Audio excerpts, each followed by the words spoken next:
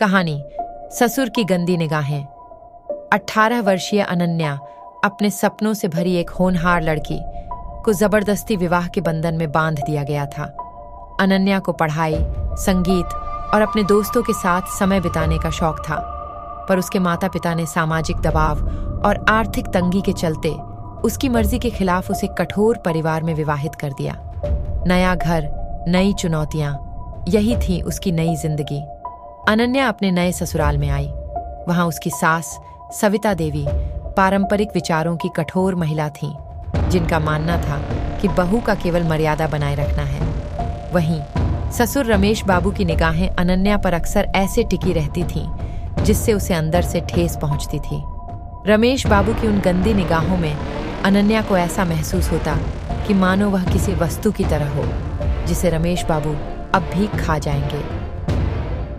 हर दिन अनन्या के लिए एक नई चुनौती थी। सुबह उठते ही उसे सविता देवी की डांट सुननी पड़ती। तुम्हारी ये अकार्य क्षमता हमारे घर की शान पर पानी डालती है।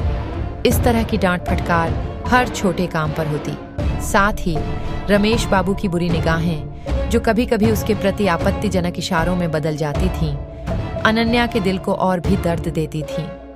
रात में अकेले अपने कमरे में बैठकर अनन्या आंसुओं के साथ सवाल करती, क्या मेरी जिंदगी हमेशा ऐसे ही जज्बातों और तिरछी निगाहों में ही बीतेगी? एक शाम परिवार के अन्य सदस्य बाहर गए हुए थे। उस समय रमेश बाबू ने अनन्या के कमरे के पास से गुजरते हुए अपनी टेढ़ी मेढ़ी निगाहें टिकी रखीं। अनन्या ने डर के मारे पीछे हटने की कोशिश की, पर उसके दिल में एक तेज दर्द ने उसे जकड़ लिया। वह महसूस कर रही थी कि इन निगाहों में एक गहरी असहमति और अपमान छिपा हुआ है।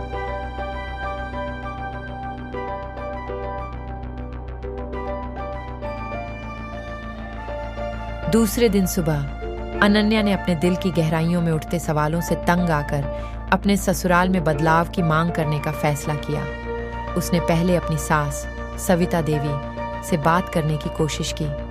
धीरे धीरे आंसुओं में उसने कहा, मां जी, मुझे लगता है कि रमेश बाबू की नजरें मेरे लिए असहज हैं। मैं अपने आप को एक इंसान के रूप में महसूस करना चाहती हूँ, न कि किसी सजावट के समान।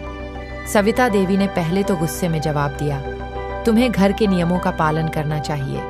तुम्हारी कल्पनाएं तुम्हें परेशान कर रही हैं। पर अनन्या की आवाज में एक दृढ़ता थी जिसे सुनकर सविता देवी के चेहरे पर थोड़ी झलक आई। उसके बाद अनन्या ने अपने पति अक्षय से भी अपने दिल की बात शेयर की।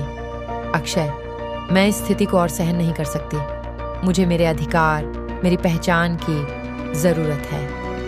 अक्षय ने अपनी बहू का हाथ थामते हुए कहा, मैं तुम्हें समझता हूं अनन्या, यह घर हम सबका है और यहाँ किसी भी तरह का अपमान नहीं होना चाहिए। मैं इस बारे में कुछ करूंगा। कुछ दिनों बाद एक पारिवारिक समारोह के दौरान अनन्या ने साहस जुटाकर सबके सामने अपनी भावनाओं को उजागर किया।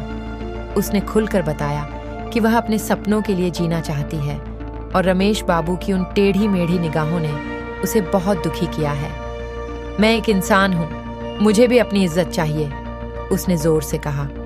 उस वक्त पूरे कमरे में सन्नाटा छा गया। सविता देवी के चेहरे पर एक पल के लिए पछतावा झलक गया, जबकि अक्षय ने दृढ़ता से कहा, अगर घर में ऐसा व्यवहार चलता रहेगा तो हम सबका सम्मान मिट जाएगा। उस दिन के बाद परिवार में कुछ बदलाव आने लगे।